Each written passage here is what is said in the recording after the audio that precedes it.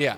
So every time you use Q, you're resetting the cooldown, basically. The way they had it worded is you had to let it tick off and then it went on cooldown. That's not how it's actually working. The way it's actually working is far better to not, you know, get dicked on with in the laning phase. Yes, if you only use the first Q, it immediately goes on cooldown. So here, let me show you here. So watch. So if I sit here and I wait, see, that's how I originally thought it was working. And that's why I was like very fucking confused when the patch note came out and they were like, it's on a 14-second cooldown and also it doesn't go off cooldown until it times out. I was like, what?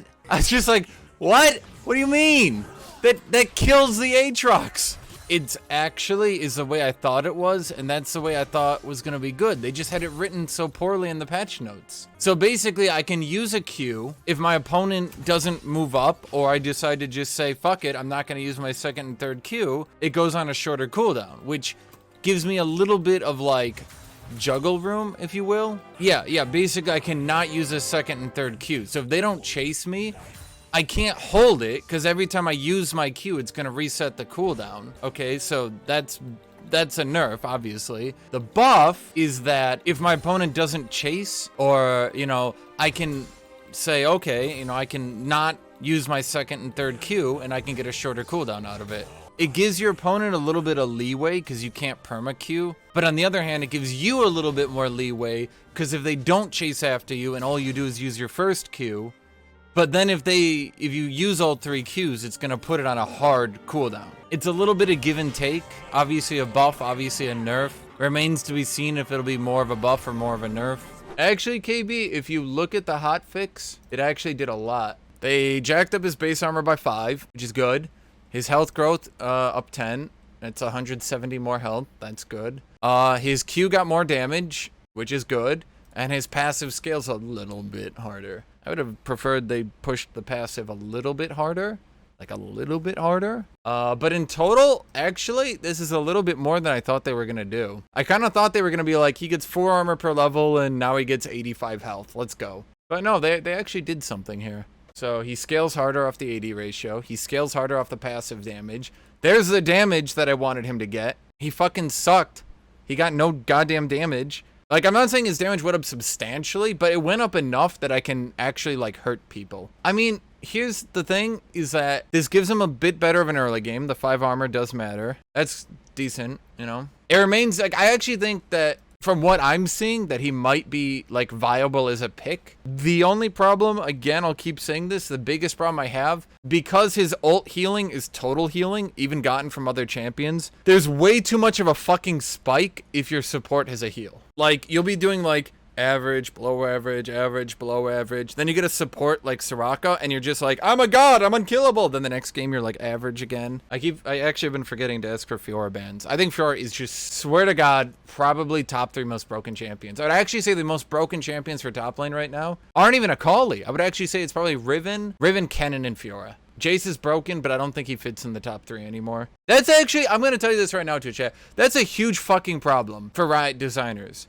They make champions who the only way you can counterplay them is to have a massive stat advantage. And that kind of sucks. Now, hear me out, okay? Understand this. How do you beat Camille except by having massive stats? Basically just being Jax and auto-attacking them to death. Can you dodge her E? Not really. Can you dodge her W? Not really. Can you outplay her Q? It gives a movement speed buff. Can you dodge her ult? It's literally a gap closer that also makes you invulnerable and then roots you in place. Okay, so you can't really outplay that. Okay. What about Fiora? Can you hide your weak points? No, not really. She's got a permanent movement speed buff and a gap closer and 2 different slows. Okay. So what do? You just auto-attack her to death. If you can't do that, I guess you die. So they end up with they come up with all these fucking kits, and then they end up having less counterplay than Tryndamere. And they're like, no, you can... Well, but the thing is, they've given them so many like, they put counterplay in the kit, but then they give them so many ways to beat their counterplay that, like, they don't actually have counterplay. That's what I think about Aatrox when he had his 2 E's.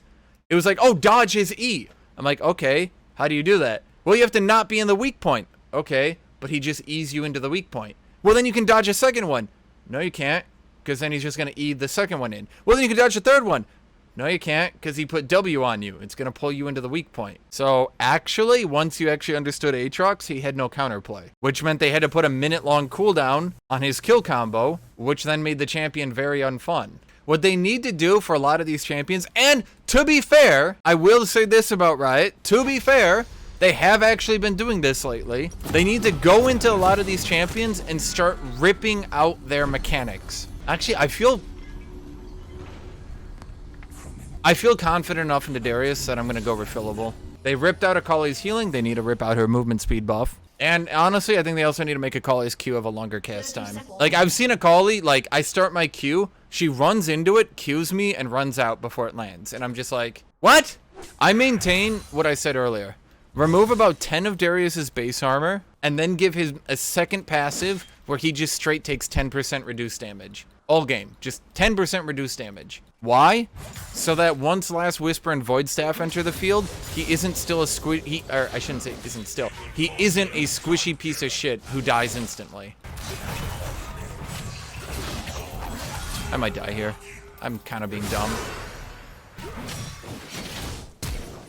I have Nunu right there, so thumbs hoping he doesn't fuck me here. Okay. He actually paid attention. That's bad. I'm dumb. I just reset my Q cooldown. If he actually knew how Aatrox works now, he would have killed me there.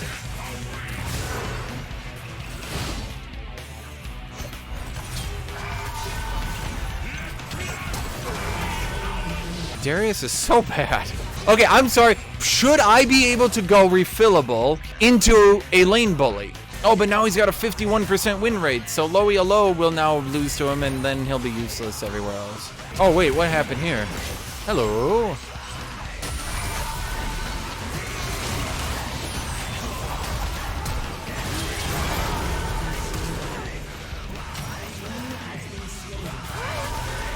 I do like that.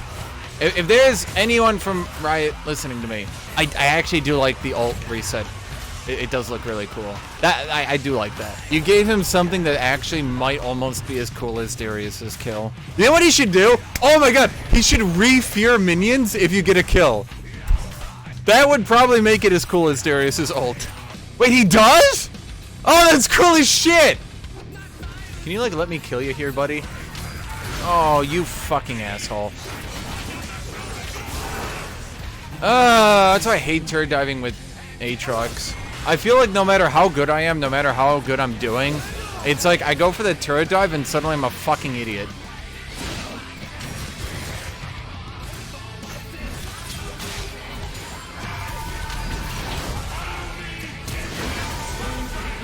I mean, there's some things I still have to get used to on new trucks. The passive not going down on E uses, for example. I keep using my E to try to reduce my passive. W, kind of, yeah.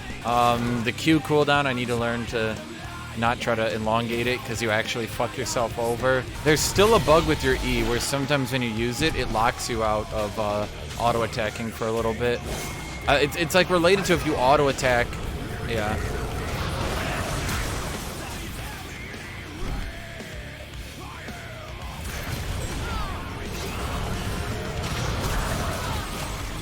God, I'm so good at that. I'll be honest, I don't think getting 40% cooldown reduction is all that important anymore.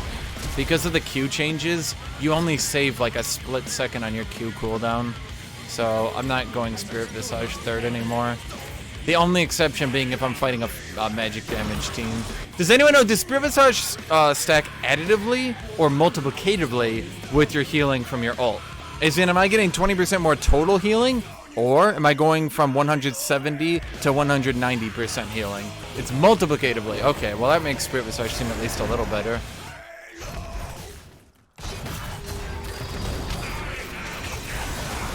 Alright guys, we blew Zillion's ult. He won't have it for, and it's back.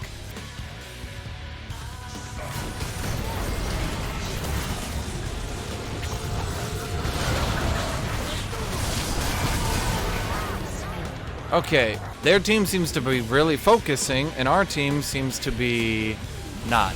Just group with me, and we'll win the game.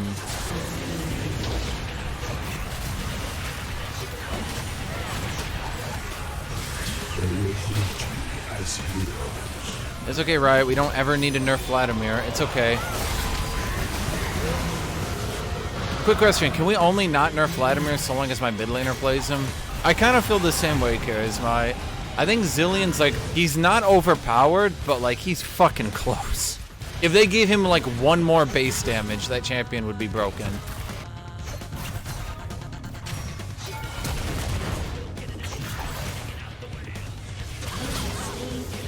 Did I cancel her W or something? Why did she not W? Zillion renders so many champions, like, useless. If I'm playing Hecarim, I basically can ult in, and that's my usefulness.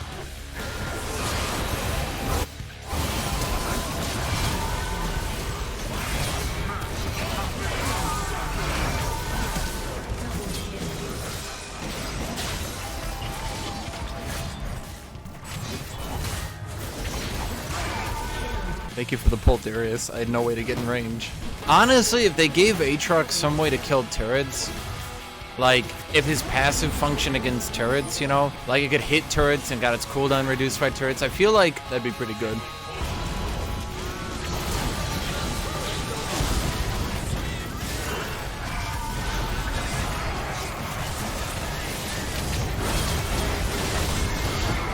Hey man, Aatrox hasn't even broken 50% win rate yet. Hey, maybe when Aatrox gets Riven level stats, we can start discussing it. You know, highest pick rate combined with highest win rate going on 3 months now.